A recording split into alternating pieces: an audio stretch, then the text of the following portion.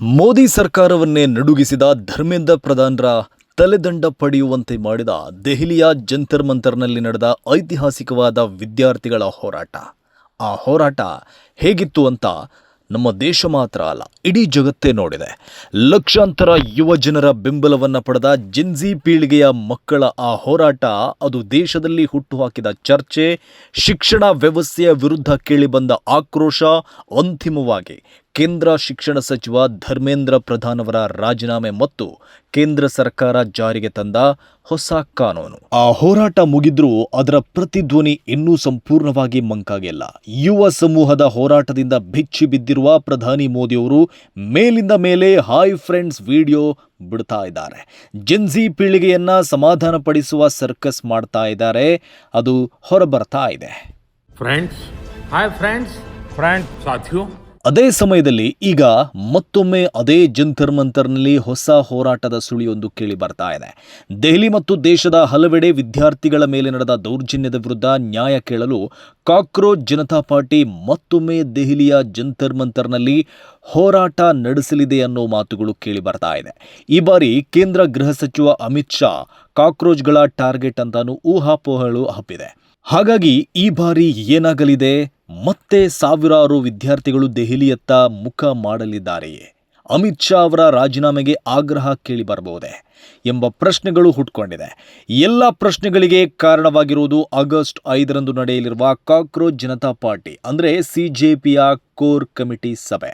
ಮೂಲಗಳಿಂದ ತಿಳಿದು ಬಂದಿರುವ ಮಾಹಿತಿ ಪ್ರಕಾರ ಸಿಜೆಪಿ ಸಂಸ್ಥಾಪಕ ಅಭಿಜಿತ್ ದೀಪ್ಕೆ ಅವರ ತವರು ಮಹಾರಾಷ್ಟ್ರದ ಛತ್ರಪತಿ ಸಂಭಾಜಿನಗರ ಜಿಲ್ಲೆಯ ವಾಲೂಜ್ನಲ್ಲಿ ಆಗಸ್ಟ್ 5ರಂದು ಸಿಜೆಪಿಯ ಕೋರ್ ಕಮಿಟಿ ಸಭೆ ನಡೆಯಲಿದೆ. ಆ ಸಭೆಯಲ್ಲಿ ಸುಮಾರು 15 ಮಂದಿ ಕೋರ್ ಕಮಿಟಿ ಸದಸ್ಯರು ಭಾಗವಹಿಸುವ ನಿರೀಕ್ಷೆ ಇದೆ. ಸಿಜೆಪಿಯ ಮುಂದಿನ ಹೋರಾಟದ ರೂಪುರೇಷೆ, ಸಂಘಟನೆ ವಿಸ್ತರಣೆ, ದೇಶದಾದ್ಯಂತ ಯುವ ಜನರನ್ನ ಮತ್ತಷ್ಟು ಸಂಘಟಿಸುವ ಕಾರ್ಯತಂತ್ರ ಹಾಗೂ ಜಂತರ್ ಮಂತರ್ನಲ್ಲಿ ಮತ್ತೆ ಪ್ರತಿಭಟನೆ ನಡೆಸುವ ಸಾಧ್ಯತೆ ಕುರಿತು ಆ ಸಭೆಯಲ್ಲಿ ಚರ್ಚೆಯಾಗಲಿದೆ ಅಂತ ಹೇಳಲಾಗ್ತಾ ಇದೆ.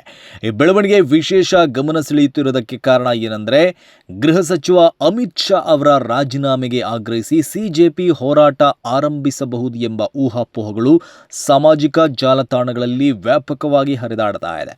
ಆ ಕುರಿತು ಸಿಜೆಪಿ ಅಥವಾ ಅದರ ನಾಯಕತ್ವದಿಂದ ಯಾವುದೇ ಅಧಿಕೃತ ಘೋಷಣೆ ಅಥವಾ ದೃಢೀಕರಣ ಇದುವರೆಗೆ ಬಂದಿಲ್ಲ. ಹಾಗಾದರೆ ಇಂತಹ ಊಹಾಪೋಹಗಳು ಯಾಕೆ ಹುಟ್ಕೊಂಡಿವೆ?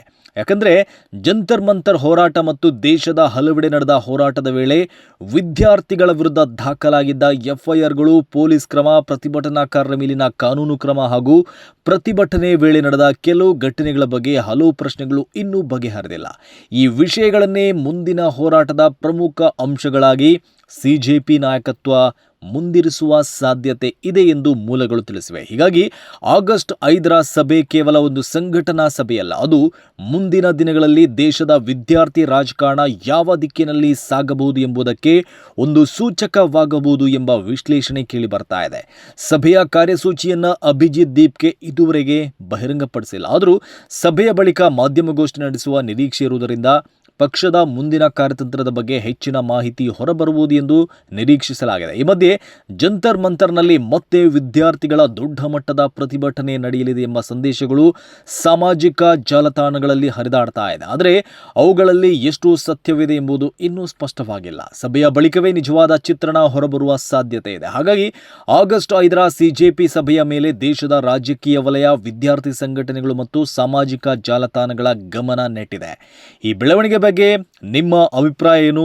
ಸಿಜೆಪಿ ಮತ್ತೆ ಜಂತರ್ ಮಂತರ್ನಲ್ಲಿ ಹೋರಾಟ ಆರಂಭಿಸಬೇಕೇ? ವಿದ್ಯಾರ್ಥಿಗಳ ಬೇಡಿಕೆಗಳ ಬಗ್ಗೆ ಸರ್ಕಾರ ಮತ್ತೊಮ್ಮೆ ಸಂವಾದ ನಡೆಸಬೇಕೆ? ನಿಮ್ಮ ಅಭಿಪ್ರಾಯವನ್ನು ಕಾಮೆಂಟ್ನಲ್ಲಿ ತಿಳಿಸಿ.